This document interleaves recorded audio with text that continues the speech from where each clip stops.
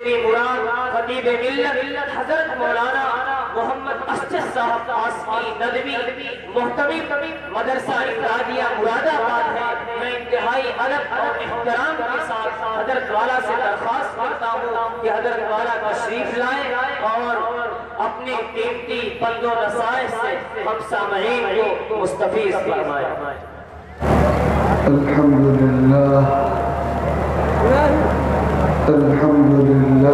وكفى والسلام على عباده الذين اصطفى أما بعد فأعوذ بالله من الشيطان الرجيم بسم الله الرحمن الرحيم إنما المؤمنون إخوة فأصلحوا بين أخويكم واتقوا الله لعلكم ترحمون صدق الله ربنا العلي العظيم وقال سيدنا ومولانا محمد صلى الله تعالى عليه وآله وسلم بحسب امرئ من الشر أن يحقر أخاه المسلم صدق رسول الله صلى الله عليه وسلم۔ اسٹیج پر تشریف فرما قابل احترام علماء کرام، بزرگوں اور بھائیوں، اور اس بابرکت اجلاس کو سننے کی سعادت حاصل کرنے والی مدرسہ فیض العلوم نتاری کے اس بابرکت اور بارونق اجلاس دستار بندی میں ہم اور آپ دیر سے شریک ہیں، اور علماء کرام کی زبانی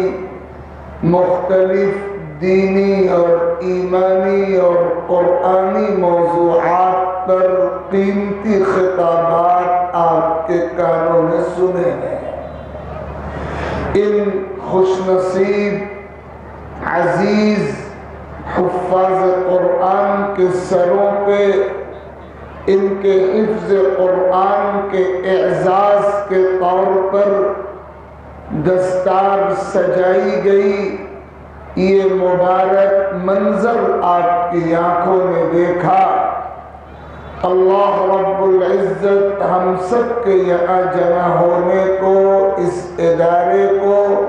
ذمہ داران کو، اساتذہ کو، مخلصین، معاونین، معدین، متعلقین کو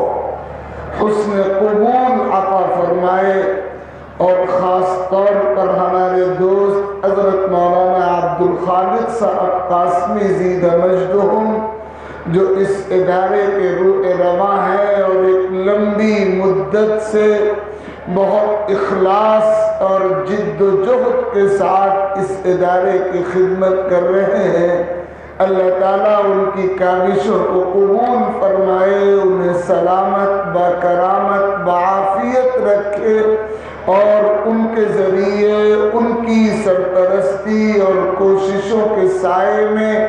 اس ادارے کا فیض دور دور تک پھیلے اور دیر دیر تک باقی رہے۔ آج کی اس مبارک مجلس میں بے اختیار یاد آتی ہے ہمارے بھائی رفیق محترم حضرت مولانا تصور حسین صاحب قاسمی رحمہ اللہ کی۔ اس سے پہلے اس ادارے کے زیر سایہ جتنے بھی اجلاس منعقد ہوئے وہ مولانا مرحوم کی براہ راست سرپرستی میں منعقد ہوتے تھے، اور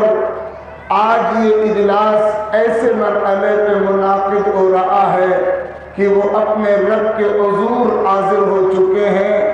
اور اللہ تعالیٰ نے ایک ناگہانی حادثے میں ان کو اپنے دربار میں بلایا اور شہادت کی فضیلت سے سرفراز کر کے بلایا۔ اللہ تعالیٰ ان کی بال بال مغفرت فرمائے، ان کی قبر کو جنت کا باغ بنائے، ان کے اہل خانہ کو صبر جمیل عطا فرمائے، اور ان کے جانے سے جو خلا خاص طور پر اس گاؤں اور اس ادارے کے لیے پیدا ہوا ہے اس کو اپنے کرم سے اپنے خزانہ غیب سے پر فرمائے۔ اس موقع پر ان کی خدمات کا، ان کی کوششوں کا اور اس ادارے کے لیے اور اسے پروان چڑھانے کے لیے ان کے دل میں جو جذبات تھے ان کا تذکرہ بہت ضروری تھا۔ اللہ تعالیٰ انہیں جوار رحمت میں جگہ دے اور جنت الفردوس میں مقام کریم عطا فرمائے۔ بزرگوں اور بھائیوں، یہ دستار بندی کا اجلاس تھا اور بہت قیمتی گفتگو قرآن مجید کے حقوق کے تعلق سے اور اس حوالے سے ہماری کیا ذمہ داریاں ہیں اس تعلق سے آپ کے سامنے آ چکی ہے، اور اب یہ اس اجلاس کا آخری مرحلہ ہے۔ حکم کی تعمیل میں بہت مختصر سے وقت میں چند گزارشات مجھے آپ کی خدمت میں پیش کرنی ہے، اس جذبے اور اس نیت و ارادے کے ساتھ کہ اللہ تعالیٰ مجھے بھی عمل کی توفیق عطا فرمائے اور آپ سب کو عمل کی دولت سے مالا مال فرمائے۔ میری مختصر گفتگو کے بعد حضرت مولانا صغیر صاحب دامت برکاتہم جو اس نے اتفاق سے یہاں تشریف فرما ہے اور اس ادارے کے نامور سپوتوں میں ان کا نام شامل ہے، اللہ تعالیٰ ان کو بخیر و سلامت رکھے، ان کے کلمات اور ان کی دعا پر یہ اجلاس تکمیل کے مرحلے تک انشاءاللہ پہنچے گا۔ میں نے قرآن مجید کی سورۃ الحجرات کی ایک آیت تلاوت کی ہے اور حضور اکرم علیہ الصلاۃ والسلام کی احادیث مبارکہ میں سے ایک حدیث کے ایک فقرے کی تلاوت کی سعادت حاصل کی ہے۔ جو آیت کریمہ پڑھی گئی اس کا بھی اور جو حدیث پاک پڑھی گئی اس کا بھی، دونوں کا تعلق ہماری سماجی زندگی سے بہت گہرائی کے ساتھ ہے۔ ان دونوں نصوص سے، آیت سے بھی اور حدیث سے بھی ہماری سماجی زندگی کے لیے ہمیں کیا سبق ملتا ہے، کیا پیغام ملتا ہے، مختصر سے وقت میں اسی طرف مجھے آپ سب کی توجہ مبذول کرانی ہے۔ بزرگوں اور بھائیوں اور ماؤں اور بہنوں، اللہ تعالیٰ نے اپنی کتاب قرآن مجید کی سورۃ الحجرات میں خاص طور پر تمام اہل ایمان کے آپسی رشتے محبت کو اجاگر فرمایا ہے اور ایک اصول کی شکل میں، ایک قانون کی شکل میں، ایک ضابطے کی شکل میں بیان فرمایا گیا، انما المؤمنون اخوہ۔ اس میں کوئی شبہ نہیں ہونا چاہیے اور اس میں کوئی تردد نہیں ہونا چاہیے۔ ایمان ایمانی رشتے کی وجہ سے آپس میں بھائی بھائی ہے۔ ہر مسلمان کا دوسرے مسلمان کے ساتھ یہ ایمانی رشتہ ہے، یہ دینی رشتہ ہے۔ اللہ تعالیٰ نے ایمان کی دولت اور کلمے کی دولت ہم کو عطا فرمائی اور اس دولت کے ملنے کے بعد ہم سب ایک ایمانی اور دینی اخوت کے رشتے میں بندھ گئے۔ اب ہماری ذمہ داری ہے کہ ہم مرتے دم تک اخوت کے اس رشتے کا لحاظ رکھیں۔ ہمارے لیے کسی قیمت پر یہ جائز نہیں ہے کہ ہم اس رشتے کو ٹھیس پہنچائیں۔ ہمارے لیے گنجائش نہیں ہے کہ ہم اس رشتے میں دراڑیں پیدا کریں۔ قرآن مجید فرماتا ہے کہ مسلمانوں، تمہارے اوپر اجتماعی زندگی میں محبت کے ساتھ رہنا، اتحاد کے ساتھ رہنا، اجتماعیت کے ساتھ رہنا، میل ملاپ کے ساتھ رہنا، دلوں میں دوسرے کے لیے ہمدردی کے جذبات قائم رکھتے ہوئے رہنا فرض عین ہے اور حرام ہے، ناجائز ہے۔ بالکل گنجائش نہیں ہے اس بات کی کہ کوئی مسلمان دوسرے مسلمان کے لیے اپنے سینے میں نفرت پیدا کرے، عداوت پیدا کرے، اختلاف و انتشار کی نحوست کا شکار ہو۔ جس سینے میں عداوت ہوتی ہے، جس سینے میں بغض ہوتا ہے، جس سینے میں حسد ہوتا ہے، جس سینے میں نفرت ہوتی ہے، جس سینے میں دوسرے کے لیے کینے ہوتے ہیں، وہ سینہ اللہ تعالیٰ کی رحمت کا حقدار کبھی نہیں ہوتا۔ اللہ تعالیٰ کا غضب اترتا ہے ان لوگوں پر،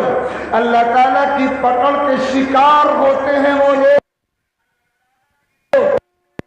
بے توفیقی کی مار پڑتی ہے ان لوگوں پر جو اپنی زندگیوں میں محبتوں کی جگہ نفرتوں کو بڑھاوا دیتے ہوں، جو اتحاد و اتفاق کی جگہ اختلاف و انتشار کی نحوستوں میں ڈوب جاتے ہوں، جہاں جھگڑے ہوں، تنازعے ہوں، لڑائیاں ہوں، الجھنیں ہوں، چکریشیں ہوں، ناچاکیاں ہوں، فاصلے ہوں، خلیجیں ہوں، تعلقات میں استحکام ختم ہو جائے اور تعلقات میں دراڑیں پیدا ہو جائیں اور نفرتیں محبتوں کی جگہ لے لیں اور اختلاف و انتشار اجتماعیت کی جگہ لے لے اور خیرخواہی کے بجائے بدخواہی پیدا ہو جائے، دوسروں کے سکھ پر خوشی ہونے کے بجائے ہم دکھی ہونے لگے اور دوسروں کے دکھ پر دکھی ہونے کے بجائے ہمارے اندر کمینی سی خوشی محسوس ہونے لگے۔ اگر ایسا ہوگا تو اللہ تعالیٰ کا غضب اترے گا، ناکامیاں مقدر بنیں گی، ذلت اور خاری نصیب بن جائے گی۔ قرآن کہتا ہے وَلَا تَنَازَعُوا فَتَفْشَلُوا وَتَذْهَبَ رِيحُكُمْ، مسلمانوں جھگڑوں میں مبتلا مت رہو، اپنی صفوں میں انتشار پیدا مت ہونے دو، نفرتوں کے ذریعے محبتوں کا خاتمہ مت کرو۔ اگر تم ایسا کرو گے تو ناکام ہو جاؤ گے، تمہاری ہوا اکھڑ جائے گی، تم ذلیل و خوار ہو جاؤ گے۔ اللہ تعالیٰ نے سورۃ الحجرات میں اس حوالے سے دو اہم باتیں ارشاد فرمائی۔ بیٹا تھوڑی دیر چپ رہ جاؤ ذرا سا۔ دو اہم باتیں ارشاد فرمائی۔ سب سے پہلی بات فرمائی گئی وَإِن طَائِفَتَانِ مِنَ الْمُؤْمِنِينَ اقْتَتَلُوا فَأَصْلِحُوا بَيْنَهُمَا، اگر مسلمانوں کے دو گروہ آپس میں لڑیں، اگر مسلمانوں کے دو گروہ آپس میں لڑیں تو تمہارا کام یہ ہے کہ تم ان کے درمیان صلح کراؤ۔ سماجی زندگی میں اختلاف بسا اوقات پیدا ہو ہی جاتا ہے، خاندانی زندگی میں بہت سی مرتبہ جھگڑوں کی نوبت آ ہی جاتی ہے۔ اللہ تعالیٰ فرماتا ہے کہ اگر دو مسلمان جھگڑنے لگیں، اگر مسلمانوں میں دو الگ الگ گروپ بن جائیں، جھگڑنے والے دو پارٹیاں بن جائیں، لڑائی ہو جائے، جھگڑے ہو جائیں، اختلاف کی چنگاری مشتعل آگ بن جائے اور چپکڑیشیں پیدا ہو جائیں تو جو لوگ اس لڑائی میں اس جھگڑے میں شریک نہیں ہیں، قرآن کہتا ہے ان کے لیے جائز نہیں ہے کہ وہ اس جھگڑے میں پارٹی بنے، جائز نہیں ہے پارٹی بننا۔ قرآن کہتا ہے جائز نہیں ہے اس جھگڑے سے اپنے آپ کو بالکل لا تعلق، الگ تھلگ، غیر جانبدار، نیوٹرل کرنا۔ اگر آپ کے سامنے، آپ کے گاؤں میں، آپ کے علاقے میں، آپ کے خاندان میں دو لوگ یا دو گروپ آپس میں جھگڑ رہے ہیں تو آپ کے لیے اس کی بھی اجازت نہیں ہے کہ آپ پارٹی بن جائیں، فریق بن جائیں، ایک گروپ کے ساتھی بن جائیں، ایک گروپ کو طاقت پہنچانے والے، مدد کرنے والے بن جائیں۔ اور آپ کے لیے یہ بھی جائز نہیں ہے کہ آپ اس جھگڑے سے بالکل لا تعلق ہو جائیں، غیر جانبدار ہو جائیں اور آپ یوں کہیں کہ یہ ان کا کام ہے، کرتے رہیں، ہمیں نہ ان سے کچھ لینا نہ ان سے کچھ لینا، ہمارا اس میٹر سے کوئی تعلق نہیں ہے۔ قرآن کہتا ہے کہ اس کی بھی اجازت نہیں کہ تم پارٹی بنو، اس کی بھی اجازت نہیں کہ تم لا تعلق ہو جاؤ۔ تمہارا کام یہ ہے کہ اس جھگڑے میں مداخلت کرو، درمیان میں آؤ اور صلح کراؤ اور جھگڑے کی آگ پر محبت کا پانی ڈالو، جہاں تک ہو سکے نفرت کی تلخیوں کو کم کرو۔ تم جو کردار ادا کر سکتے ہو، تمہاری جتنی طاقت ہے، تمہاری جتنی وسعت ہے، تمہارا جتنا پاور ہے، تمہارا جتنا دائرہ اثر ہے، تمہارے اختیار کا جتنا سرکل ہے، تمہیں اس میں مداخلت کرنی پڑے گی، جھگڑے کو ختم کرانا پڑے گا، محبتیں عام کرنی پڑیں گی، نفرتیں مٹانے کی کوشش کرنی پڑے گی۔ تمہیں اپنی طاقت لگا دینی ہے اور اپنی کوشش لگا دینی ہے اور اپنے آپ کو کھپا دینا ہے اس کام کے لیے کہ یہ جھگڑنے والے اپنے جھگڑے کو ختم کر کے ایک پلیٹ فارم پر آ جائیں، ان کے تنازع ختم ہو جائیں، صلح ہو جائے، ملاپ ہو جائے، دوریاں قربتوں میں تبدیل ہو جائیں اور نفرتیں محبتوں میں بدل جائیں اور فاصلے الفتوں میں بدل جائیں اور یہ ایک دوسرے کے مخلص ہو جائیں، شیر و شکر ہو جائیں، بھائی بھائی ہو جائیں، دوست بن جائیں، ان میں آپس میں ملاپ پیدا ہو جائے۔ قرآن پہلا سبق یہی دے رہا ہے کہ جھگڑتے ہوئے لوگوں میں صلح کرانا مسلمانوں تمہاری ڈیوٹی ہے، اور اختلاف کی آنچ کو کم سے کم کرنا اور اتحاد کے پھولوں کو عام کرنا یہ تمہارا کام ہے، یہ تمہاری ذمہ داری ہے، اور اس کام کے لیے تمہیں جو بھی کرنا پڑے تمہیں کرنا چاہیے۔ بلکہ آگے بڑھ کے یہاں تک فرما دیا گیا کہ اگر اس کام کے لیے جھوٹ بھی بولنا پڑے، اس کام کے لیے خلاف واقعہ کوئی بات بھی کہنی پڑے تو تمہارا رب تم کو اس کام کے لیے جھوٹ کی بھی اجازت دیتا ہے۔ سنیے آقا فرما رہے ہیں، ارشاد نبوی ہے، لیس الکذاب الذی یصلح بین الناس فینمی خیرا۔ جو مسلمان لڑتے ہوئے لوگوں میں صلح کرانے کے لیے کوئی خلاف واقعہ بات کہہ دے وہ اللہ کی نگاہ میں جھوٹا نہیں ہوتا، اس لیے کہ وہ اپنے اس عمل سے خیر کو، بھلائی کو، امن کو، اتحاد کو، اخوت کو فروغ دے رہا ہے۔ سیدنا حضرت ابو الدرداء رضی اللہ تعالی عنہ جلیل القدر صحابی ہیں، ارشاد فرماتے ہیں آقا کریم علیہ الصلوۃ والسلام مسجد نبوی میں جلوہ افروز تھے، صحابہ آپ کے گرد بیٹھے ہوئے تھے جیسے پروانے شمع کو گھیرے ہوئے ہوتے ہیں۔ صحابہ شمع نبوت کے پروانے تھے، آقا کو محبت و عظمت و عقیدت کے حصار میں گھیرے ہوئے تھے۔ آقا نے فرمایا الا ادلکم الا ادلکم علی ما هو خیر من الصدقات والصیام والصلوات۔ مسلمانوں، کیا میں تمہیں ایسا عمل نہ بتا دوں جو نمازوں سے اور روزوں سے اور صدقوں سے بھی بہتر ہے؟ ایسا عمل جو نفل نمازوں سے بہتر، نفل روزوں سے بہتر، نفل صدقوں سے بہتر۔ صحابہ نے بے تکلف عرض کیا، بلا یا رسول اللہ، اے اللہ کے رسول ضرور بتا دیجئے۔ آقا نے فرمایا، اصلاح ذات البین، فإن فساد ذات البین ہی الحالقہ، ولا اقول تحلق الشعر ولكن تحلق الدین۔ آپس کے تعلقات کو بنا کر رکھنا، اختلاف کو ختم کر کے اتحاد کا ماحول قائم کرنا، جھگڑنے والوں میں صلح کرا دینا، نفرتوں کو محبتوں سے تبدیل کر دینا، یہ ہے وہ اعلیٰ درجے کی نیکی جس کا مقام نمازوں روزوں صدقوں سے بڑھا ہوا ہے۔ اور پھر فرمایا، آپس کے تعلقات کا بگاڑ دین کی بنیادوں کو ملیامیٹ کر دیا کرتا ہے۔ جیسے استورا بالوں کو موڑ دیتا ہے اور بالوں کا صفایا کر دیا کرتا ہے، آپس کے تعلقات کا بگاڑ دین کی بنیادوں کو موڑ دینے والا، دین کی بنیادوں کا صفایا کر دینے والا عمل ہے۔